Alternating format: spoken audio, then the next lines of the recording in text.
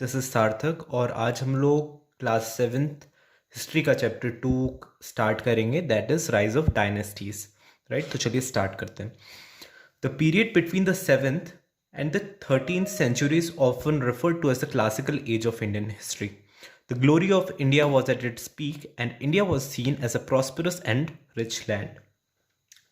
सो ये जो पीरियड है 7 से 13 सेंचुरी के बीच का, ये जो पीरियड है, इसको जो मॉडर्न जो हिस्टोरियंस जो हैं वो किस किस नाम से बुलाया जाता है? इसको classical as of Indian history के नाम से हम लोग इसको बुलाते हैं। 7 से 13 सेंचुरी के पीरियड को वो माना जाता है कि ये जो पीरियड था, इस समय इंडिया की जो ग्लोरी थी, जो ग्लोरी का हम लोग हिंदी मीनिंग होता है महिमा। राइट, आपने सुना होगा महिमा वर्ड। सो इस समय जो इंडिया की जो ग्लोरी थी वो उसके पीक में थी, मतलब सबसे ज़्यादा थी अब तक। अगर हम लोग इंडियन हिस्ट्री देखें तो ये जो 7 से 13 सेंचुरी का जो पीरियड था, इस समय इंडिया काफ़ी ज़्यादा राइज कर रहा था, काफ़ी ज़्यादा डेवलपमेंट्स हो रहे थे इंडिया में। And it was seen as a prosperous and rich land. और जो इंडिया है वो एक प्रॉस्पेरस और एक रिच लैंड की तरह लोग उसको मानते थे या माना जाता था। प्रॉस्पेरस मतलब क्या होता है? समृद्ध। राइट, यहाँ पर मैंने लिख के भी रखा हुआ है ताकि आप लोगों को हेल्प मिल सके। Okay, this period witnessed development in art, philosophy and religion. जैसे कि मैंने आपको बताया कि 7 से 13 सेंचुरी के पीरियड के समय इंडिया को माना जाता है कि इंडिया बहुत ज़्यादा डेवलपमेंट हो रहे थे और इंडिया उस समय पीक में था अपने। तो कौन कौन से डेवलपमेंट्स हो रहे थे? Development in art, philosophy and religion. Right, तो ये जो फील्ड्स हैं, ये सारी की सारी जो तीनों चारों जो फील्ड्स हैं, इसमें उस समय इंडिया में डेवलपमेंट्स हो रहे थे। It saw increased mobility of people in search of new lands and opportunities. उस समय क्या हो रहा था? माइग्रेशन हो रहा था लोगों का। माइग्रेशन क्यों? लोगों को नई नई अपॉर्चुनिटीज की तलाश थी। राइट, कि आप लोग भी आप देखते देखते होंगे यहाँ पर, क्योंकि अगर जॉब्स नहीं हैं तो लोग शहरों की तरफ मूव करते हैं। क्यों? ताकि उनको बेहतर जॉब्स मिल सकें। सिमिलरली उस समय भी लोग इधर से उधर माइग्रेशन हो रहा था, लोग इधर से उधर मूव कर रहे थे ताकि उनको नई नई नई लैंड्स मिल सकें और नई अपॉर्चुनिटीज भी मिले। Social changes influenced political and economic conditions in the region and vice versa. Social, जो समाज में जो चेंजेस आ रहे थे, उसने पॉलिटिकल और इकोनॉमिक कंडीशंस को भी काफ़ी हद तक प्रभावित किया। और इसका उल्टा भी हुआ कि मतलब जो जो भी पॉलिटिकल, सपोज उस समय जो भी रूलर होगा, जो भी उस समय रूल कर रहा होगा, उसके अकॉर्डिंगली समाज में परिवर्तन आया। राइट, सोशल सोशल चेंजेस हुए उस समय। और इसका उल्टा भी, सोशल चेंजेस की वजह से जो उस समय की जो पॉलिटिकल आइडियोलॉजीज थी वो चेंज हुई होंगी, या फिर इसका उल्टा भी हुआ। This period saw the rise of regional rulers who faced invaders from Central Asia and West Asia. इस समय के जो रीजनल रूलर्स जो थे, उन्होंने क्या फेस किया? उन्होंने बाहर से जो सेंट्रल एशिया और वेस्ट एशिया से जो इन्वेडर्स थे, इन्वेडर्स का हिंदी मीनिंग होता है घुसपैठिए। राइट, जो वो लोग जो कि इंडिया के नहीं थे, वो लोग जो कि बाहर से इंडिया में आ रहे थे। राइट, तो उस समय के यहाँ के जो नेटिव रूलर्स होंगे, जो कि यहीं पर पैदा हुए और रूल कर रहे थे उस जगह को, उनको वहाँ से उनका उनकी इन्वेजन का सामना करना पड़ा। Right, the Gurjar Pratihara, Rashtrakutas, Pallavas, Chalukyas and Cholas dominated for more than 3 centuries। ये जो तीनों तीनों चारों ये जो किंगडम्स के नाम बताए, गुर्जर प्रतिहारा, राष्ट्रकूटास, पल्लवास, चालुक्यास, ये इंडिया के साउथ रीजन में ये जो रूलर्स थे, ये उस समय काफ़ी ज़्यादा फेमस थे। राइट, मतलब फेमस थे, मतलब उन्हीं का राज चल रहा था उस समय। और ये जो कुछ जो डायनेस्टीज जो हैं, इन्होंने 300 साल से ज़्यादा इस रीजन पे, जो साउथ वाला जो रीजन था इंडिया का, उसमें रूल किया है। In this chapter, we will see the rise of some of these dynasties and their achievements. अब इस चैप्टर में हम लोग क्या पढ़ने वाले हैं? ये जो सारी हम लोग ने जो डायनेस्टीज के नाम सुने, गुर्जर प्रतिहारास, चोलास, चालुक्यास, पल्लवास, इन सब के वो कैसे कैसे पावर में आए, हम इन सब के बारे में इस चैप्टर में पढ़ेंगे। चलिए अब हम लोग आगे बढ़ते हैं। नेक्स्ट सब टॉपिक है the Gurjar Pratiharas. The Gurjar Pratiharas were the only other dynasty in northern India which could rival the extent of the Gupta Empire. उस समय नॉर्दर्न इंडिया में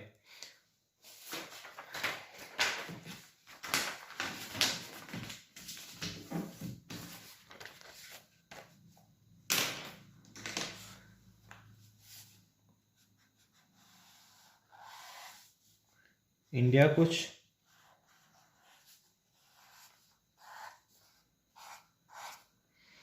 कुछ इस तरीके का दिखता है, ठीक है। तो अगर हम लोग ऐसी अभी जस्ट मैं डिवाइड कर दूं तो इस तरफ का रीजन कहलाएगा साउथ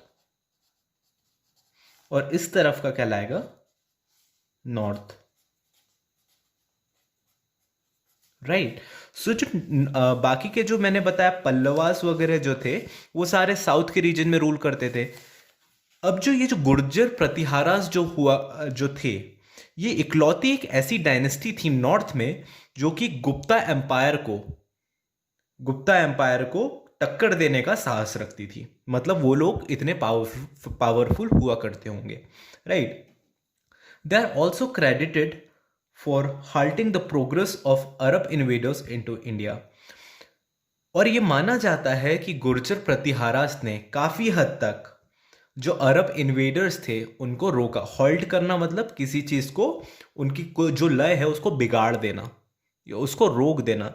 सो ये माना जाता है कि जो गुर्जर प्रतिहारास जो थे इन्होंने अरब इन्वेडर्स जिस तरीके से वो लोग आ रहे थे वो लोग जितने समय तक नहीं आ पाए उसका रीजन ये था क्योंकि उस समय एक डायनेस्टी रूल कर रही थी जिसका नाम था गुर्जर प्रतिहारास। उन्होंने अच्छा कंपीट किया उनके साथ, right. Though kings like Nagabhatta I and Vatsaraj extended the boundaries of the empire, Mihir Bhoj was reigned from 836 AD to 885 AD was the most prominent ruler of the Pratihara dynasty. So ये कुछ rulers के नाम दिए हुए हैं जैसे कि नागभट्टा और नागभट्टा वन और वत्सराज। ये जो दो रूलर्स थे इन्होंने काफ़ी हद तक अपनी जो डायनेस्टी थी, जो गुर्जर प्रतिहारास की जो डायनेस्टी थी उसको काफ़ी हद तक एक्सटेंड किया। और जो मिहिर भोज जो थे जो कि गुर्जर प्रतिहारास के ही एक रूलर थे वो बेस्ट और मतलब वो ऐसे रूलर माने जाते हैं जिनको हिस्ट्री में याद रखा जाता है। इस डायनेस्टी के सबसे अच्छे रूलर्स में से एक थे वो। He conquered Kannauj and extended the empire from Sindh in the west to Magad in the east to Narmada in the south. उन्होंने मिहिर भोज जो थे उन्होंने कन्नौज जो था उसको कॉन्कर किया मतलब विजय पाई। उन्होंने कन्नौज पे विजय पाई और अपने एम्पायर को वेस्ट में अगर देखा जाए तो सिंध तक और ईस्ट में देखा जाए तो मगध तक, साउथ में देखा जाए तो नर्मदा तक। तो वो जो पूरा का पूरा जो रीजन था यहाँ पर जैसे आपको दिखेगा ये जो रीजन है, राइट, ये पूरे के पूरे रीजन को उन्होंने अपने एरिया को एक्सटेंड किया। The decline of the Pratihara dynasty begin with the death of Mihir Bhoj. अब क्या हुआ कि जैसे ही मिहिर भोज की डेथ होती है तो ये जो डायनेस्टी जो थी जो कि उसके पीक में थी, गुर्जर प्रतिहारास की जो डायनेस्टी थी जो कि पीक में थी वो अब अचानक से डिक्लाइन करने लगती है क्योंकि उसका जो मेन जो रूलर था, जो मोस्ट प्रोमिनेंट रूलर था, उसकी डेथ हो गई है। अब वो क्या होगा, अब उसमें गिरावट शुरू हो गई, right. He was succeeded by weak kings leading to uprisings of feudal lords who declared their independence. अब मिहिर भोज तो चले गए, उनकी डेथ हो गई। अब उनके बाद जो उनके जो सक्सेसर्स जो आए वो वीक रूलर्स थे, राइट। वो लोग कमजोर रूलर्स थे जिनकी वजह से क्या हुआ कि विद्रोह, अपराइजिंग्स बढ़ने लगी, राइट। और उनके जो फ्यूडल लॉर्ड्स जो थे उन्होंने अपने आप को इंडिपेंडेंट घोषित करना स्टार्ट कर दिया। तो अब हमको समझ में आ रहा है कि एक स्ट्रॉन्ग किंग का होना कितना ज़रूरी है। जब तक मिहिर भोज जब तक थे तब तक सब चीज़ अच्छी चल रही थी प्रतिहारा डायनेस्टी में, बट जैसे ही आपकी आपके मेहर भोज के जाने के बाद जो रूलर्स आए वो बहुत ही वीक रूलर्स थे और उसकी वजह से अपराइजिंग स्टार्ट हो गई उनके स्टेट में, और जो गुर्जर प्रतिहारास की जो डायनेस्टी थी वो डिक्लाइन करने लगी. By the end of the 10th century, the Pratihara dynasty was crumbling under the strain of fighting Arab invaders, the Palas of Bengal, and a devastating attack by a Rashtrakuta king. अब इसके बाद 10th century के and तक आते तक जो Pratihara dynasty थी वो क्रम्बल हो चुकी थी. क्रम्बल हो चुकी थी मतलब उसके टुकड़े टुकड़े हो गए थे. क्यों? क्योंकि ऑब्वियसली जब अगर आपके यहाँ का जो रूलर होगा अगर वो वीक हो जाएगा तो बाहर के जो इन्वेडर्स होंगे या बाहर के जो रूलर्स होंगे वो भी आप पे अटैक करना स्टार्ट कर देंगे, और उससे क्या होगा कि आप जंग हारते चले जाएंगे और आपका नामो निशान नहीं रहेगा. सिमिलरली यहाँ भी हुआ गुर्जर प्रतिहारास के साथ. 10th सेंचुरी के आते तक उनमें छोटे वो फाइट्स हारते चले गए और उसके बंटवारे होते चले गए. अरब इन्वेडर्स के साथ फाइट हुआ होगा उनका, पालास ऑफ बंगाल के साथ फाइट हुआ, और एक बहुत ही विनाशकारी अटैक किसने किया था? राष्ट्रकूटा किंग ने.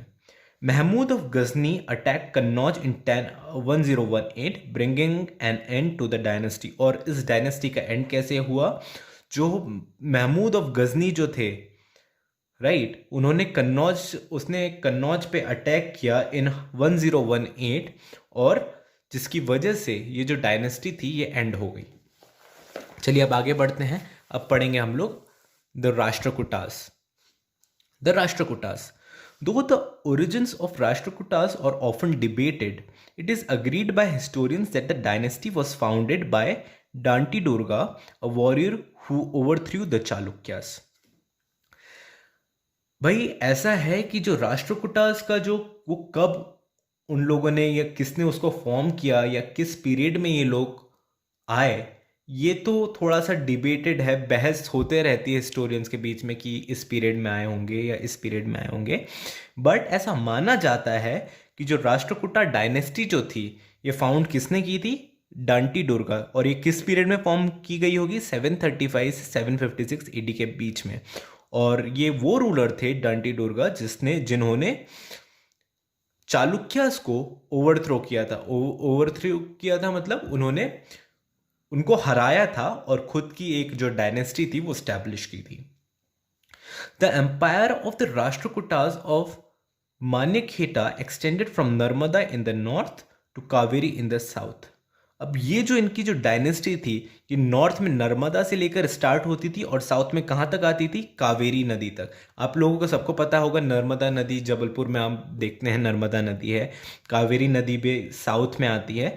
तो इनका जो एम्पायर था वो नर्मदा से लेकर के कावेरी तक एक्सटेंड करता था, right. It was the only dynasty from the south to have conquered Kannauj. और ये इकलौती डायनेस्टी थी साउथ की जिसने कभी कन्नौज को कॉन्कर किया था मतलब जिसने कन्नौज पे विजय हासिल की थी. Innumerable texts and writing have been found in Pali and Kannada literature which tell us about Rashtrakutas.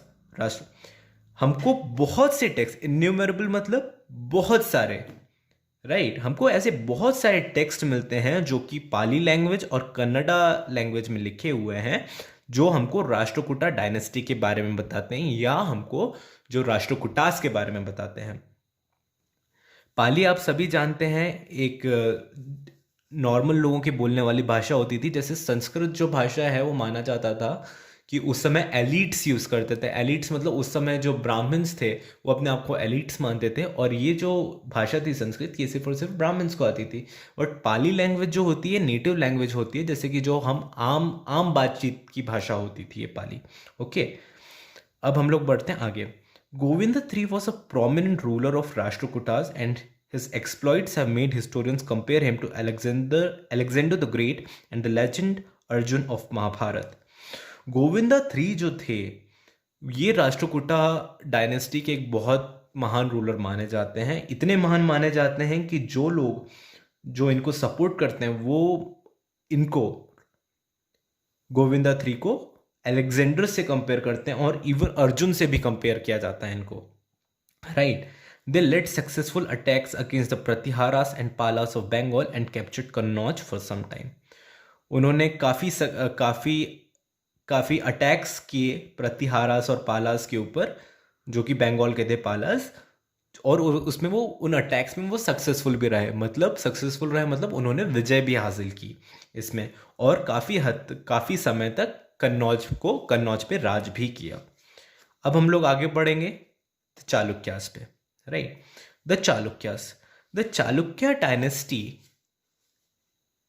The Chalukya dynasty was founded in early 11th century in the Badami region of Karnataka and consisted in 3 separate dynasties. ये Chalukya dynasty थी, ये 11th century के आसपास form हुई थी। कर्नाटका में एक reason है बादामी रीजन जिसको हम बोलते हैं, ये आप यहाँ पर ये देख रहे होंगे, ये जो रीजन है ये बादामी रीजन बोलते हैं इसको। तो माना जाता है कि जो चालुक्यास थे उन्होंने वहाँ पर उनकी डायनेस्टी बनी थी, राइट। और ये 3 अलग अलग सेपरेट डायनेस्टीज से मिलकर बनी थी। The Badami Chalukyas ruled from Vatapi and were the most prominent. जैसे कि मैंने आपको बताया कि ये 3 अलग अलग सेपरेट डायनेस्टीज से मिलकर बनी थी, उसमें से जो बादामी चालुक्यास जो थे, जो इस समय यहाँ पर जो रूल कर रहे थे, ये वतापी से लेकर रूल करते थे, और ये मोस्ट प्रोमिनेंट पार्ट था डायनेस्टी का, right. Established by Pulakesi I in 6th century, they ruled Karnataka and Andhra Pradesh. और ये किसने एस्टैब्लिश किया था? ये किया था एस्टैब्लिश पुलाकेसी I ने 6th सेंचुरी में। सोचिए कितने समय पहले, 6th सेंचुरी में इन्होंने ये चीज़ एस्टैब्लिश की थी, और उन्होंने कर्नाटका और Andhra Pradesh, they ruled Karnataka and Andhra Pradesh and tried to extend their empire to the north. आप सभी जानते हैं कर्नाटक और आंध्र प्रदेश, ये वाला जो एरिया है ये कर्नाटक आंध्र प्रदेश का एरिया है, और ये साउथ का रीजन माना जाता है। और ये जो रूलर जो थे, इन्होंने अपनी डायनेस्टी को नॉर्थ तक एक्सटेंड करने की भी कोशिश की थी। पुलाकेसी II 607 to 642 AD was the most prominent। जो पुलाकेसी II जो पुलाकेसी I ने स्टैब्लिश किया इसको, अब आ गए पुलाकेसी II। जो पुलाकेसी II जो थे वो बहुत ही प्रोमिनेंट चालुक्य किंग थे, मतलब बहुत ही प्रमुख चालुक्य किंग थे। Hiuen Tsang the Chinese traveller visited his court. ये बहुत ही फेमस ट्रैवलर हैं ह्युन त्सांग, आप इसके बारे में आगे भी पढ़ेंगे, और आगे जब तक अगर जो हिस्ट्री परस्यू कर रहा है वो आगे इनके बारे में बहुत सारी चीज़ें पढ़ेगा। तो इस समय जो ह्युन त्सांग जो थे, जो ट्रैवलर जो थे, इन्होंने इनके कोर्ट, जो पुलाकेसी II का जो कोर्ट था, वहाँ पर भी आकर के उन्होंने विजिट किया। The eastern Chalukyas ruled from Vengi for about 500 years until they become a part of the Chola Empire। और जो ईस्टर्न चालुक्यास थे उन्होंने वेंगी में करीब 500 साल तक राज किया, राइट। उन्होंने 500 साल तक राज किया, तब तक उन्होंने राज किया जब तक वो चोला एम्पायर का ही पार्ट नहीं बन गए। इसका मतलब यह है कि आगे जाकर के चोला एम्पायर आ गया होगा, राइट। तो उन्होंने तब तक राज किया इस पे जब तक वो चोला एम्पायर का पार्ट नहीं बन गया।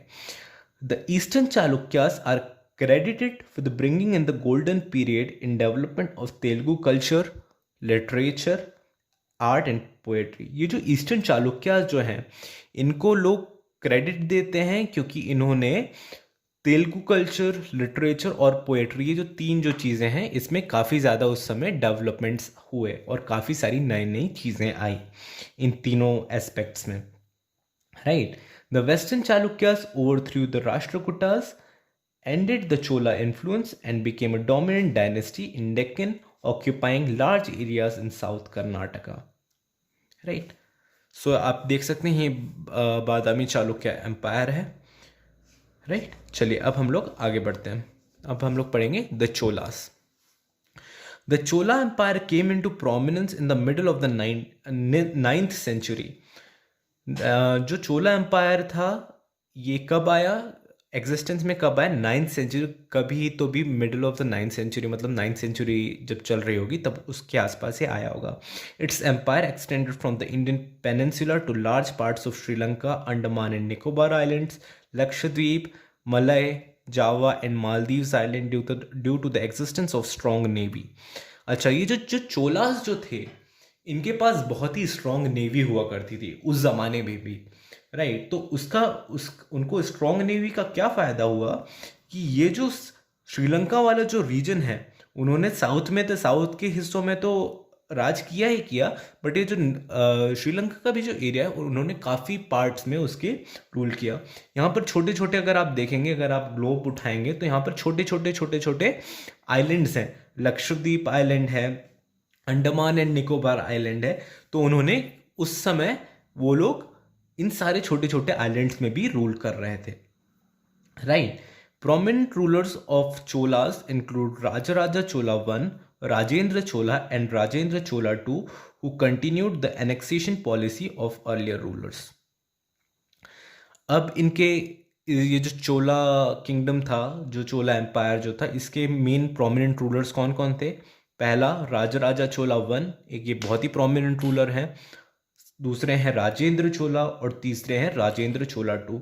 और इसमें लिखा हुआ है कि ये जो तीनों जो प्रोमिनेंट रूलर्स जो थे, इन्होंने वही annexation policy of earlier rulers, मतलब कि अगर आपको चोला डायनेस्टी का पार्ट बनना है तो आपको जो पॉलिसीज जो पुराने रूलर्स ने जो रखा होगा, कि सपोज अगर आपको रखना है तो आपको इतने पैसे देना पड़ेंगे या आपको आर्मी हमारे सरेंडर करनी पड़ेगी, ये सारी की सारी जो चीज़ें थी उन्होंने वही पॉलिसीज फॉलो की।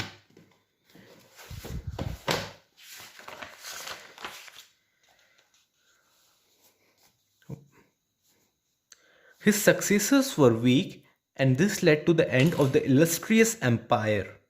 After the invasion of Malik Kafur, who was a general in the army of Alauddin Khilji, the ruler of Delhi. अब हमने यहाँ पर पढ़ा कि इनके जो प्रोमिनेंट रूलर्स थे वो राजा चोला वन थे, फिर राजेंद्र चोला थे, और ये सारे जो रूलर्स थे ये माना जाता है बहुत ही स्ट्रॉन्ग रूलर्स हुआ करते थे। बट ज़्यादातर डायनेस्टीज़ के समान इस डायनेस्टी में भी क्या हुआ, इनके जो सक्सेसर्स जो थे वो काफ़ी वीक थे, वो काफ़ी कमज़ोर थे। उसकी वजह से क्या हुआ कि ये जो डायनेस्टी है ये अपने ख़त्म होने के कगार पे आ गई। और ये कैसे ख़त्म हुई? ये ख़त्म हुई by the invasion of Malik Kafur. जब मलिक काफूर ने चोला डायनेस्टी पे जब इन्वेजन हुआ मलिक काफूर का, तो ये जो डायनेस्टी थी ये ख़त्म हो गई, राइट। और अब ये मलिक काफूर कौन थे?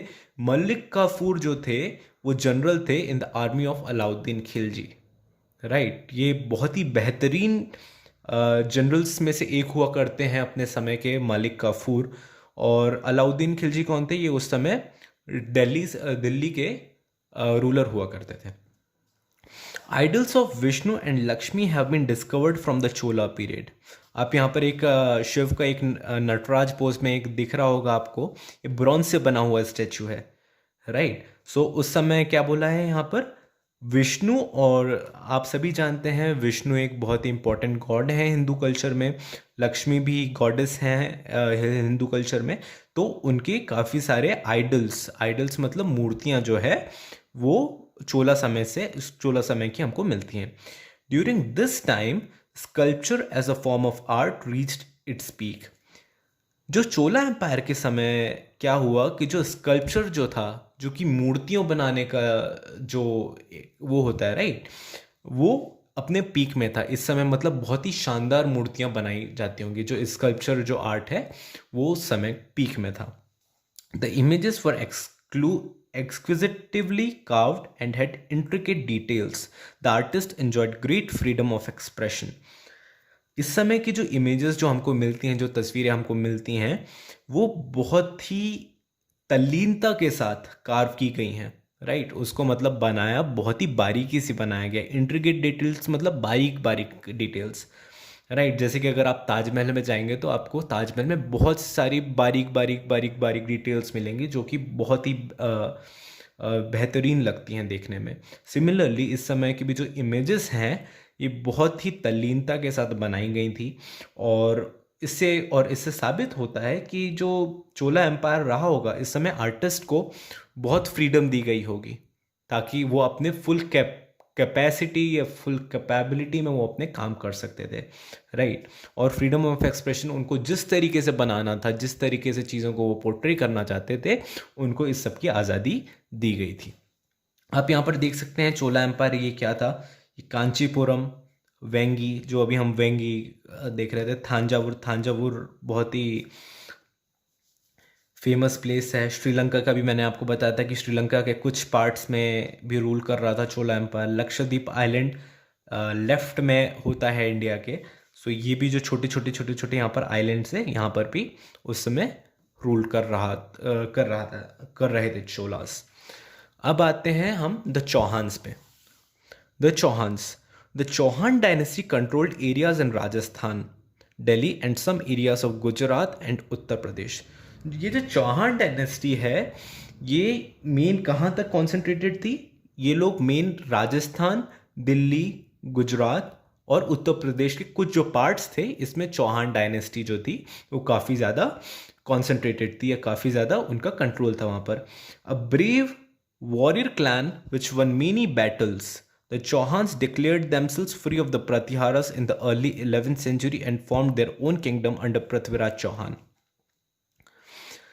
ये जो चौहान थे, ये बहुत ही शानदार वॉरियर माने जाते हैं। और अब अभी मैंने आप सभी को बताया कि जो प्रतिहारास जो थे वो बहुत ही मतलब मजबूत एम्पायर हुआ करता था, बहुत ही पावरफुल डायनेस्टीज में से एक थी। बट जब वो पावरफुल थी उस समय भी जो चौहान थे उन्होंने अपने आप को इंडिपेंडेंट घोषित कर दिया था। मतलब उन्होंने कर दिया था कि हम प्रतिहारा डायनेस्टी के अंडर नहीं है, हम अपनी अलग डायनेस्टी बनाएंगे। और ये इन्होंने किसके अंडर किया? ये उन्होंने किया पृथ्वीराज चौहान के अंडर में। The defeat and death of Prithviraj Chauhan by Mohammad of Ghori in 1192 brought an end to this kingdom. जब मोहम्मद गौरी के साथ जो भी हुआ तो उसमें पृथ्वीराज चौहान की हार हो गई और उनकी डेथ हो गई। और इससे क्या हुआ, ये जो किंगडम था ये उसके अंत में आ गया, इस किंगडम का एंड हो गया। They remained as feudatories of Mohammad of Ghori and later sultans of Delhi. और ये जो चौहान डायनेस्टी थी वो तो एंड हो गई, बट उन्होंने मोहम्मद गौरी के एज अ फ्यूडल लॉर्ड्स काम किया। फ्यूडेटरीज मतलब जागीरदार जिसको बोलते हैं, राइट। सो इस तरीके से आपकी जो चौहान डायनेस्टी है वो भी एंड होगी। अब जो विजयनगर एम्पायर और जो बाकी का जो बचा हुआ पोर्शन है ये हम लोग नेक्स्ट क्लास में पढ़ेंगे। अगर कोई भी आप लोगों को डाउट होता है इसमें तो आप लोग एक बार फिर से रीड कर लीजिएगा, आपको समझ में आ जाएगा। बहुत ही इंटरेस्टिंग चैप्टर है, राइट। सो चलिए नेक्स्ट लेक्चर में मिलते हैं। Bye bye.